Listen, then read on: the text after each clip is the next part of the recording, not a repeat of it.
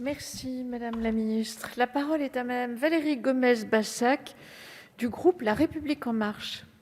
Merci Madame la Présidente. Madame la Ministre, les étudiants subissent massivement les conséquences économiques et sociales de la crise sanitaire. Plus que d'autres encore, ils subissent également les conséquences psychologiques des mesures que nous avons été amenés à prendre pour faire face à la pandémie. Le Président de la République l'a dit, c'est dur d'avoir 20 ans en 2020, c'est malheureusement encore le cas cette année, car la pandémie reste toujours très présente dans notre pays. Depuis le début de la crise, le gouvernement a déployé de nombreux dispositifs afin d'accompagner le quotidien de ces étudiants. Pour répondre tout d'abord à la détresse financière de nombre de ces jeunes, vous avez depuis mars dernier versé de nombreuses aides directes en direction des étudiants boursiers et des publics fragiles. L'enjeu était également d'accompagner les étudiants, notamment sur le volet alimentaire.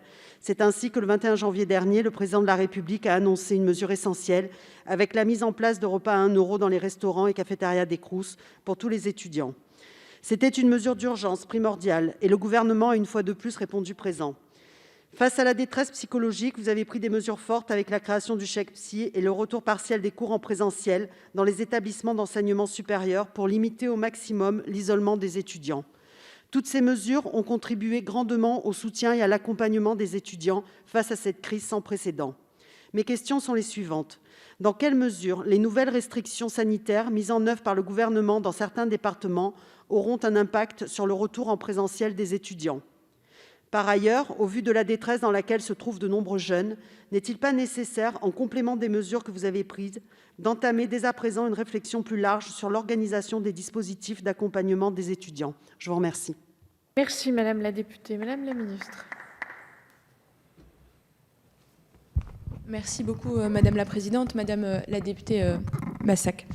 Vous avez raison, depuis 1 an, le gouvernement apporte des réponses au fur et à mesure de cette crise. Vous en avez énoncé quelques-unes. Je vous souhaitais simplement rappeler, dans le cadre et de la situation particulière des étudiants, la ministre de l'Enseignement supérieur a évidemment, au-delà du fonds d'urgence créé, revalorisé les bourses, gelé les frais d'inscription ou encore les loyers Crous très récemment, mais également créé, parce que vous demandez quel accompagnement, créer les 20 000 emplois étudiants de tuteurs, mais également répondu à l'assouplissement des questions des stages. Vous avez souligné les repas à 1 €. Effectivement, les repas à 1 € ont été élargis aux étudiants non boursiers également, ce qui a touché 3,5 millions de repas distribués. C'est voilà, pour donner un chiffre à l'instant où je vous parle.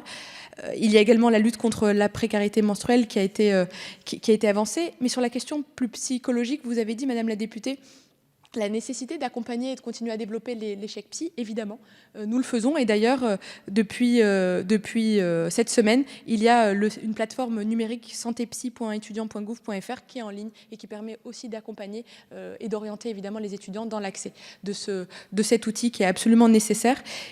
Vous avez posé une question, je vous avais posé une question sur les conséquences aujourd'hui du retour au sein des universités dans le cadre des 16 départements où la situation sanitaire est plus grave. Madame la députée, notre mobilisation, elle est totale pour les étudiants et aujourd'hui, la ministre Frédérique Vidal s'est engagée pleinement pour que les étudiants continuent à pouvoir y aller dans le respect évidemment des gestes barrières, des gestes sanitaires, parce que le retour sur les bancs, c'est aussi la rupture de cet isolement qui commençait à peser très lourdement. Et ça, c'est un travail évidemment de long terme. Nous saluons d'ailleurs, et je sais pouvoir le dire pour elle, la mobilisation et le sérieux des étudiants dans cette période et celle des enseignants qui accompagnent les étudiants sur les bancs de la fac. Je vous remercie.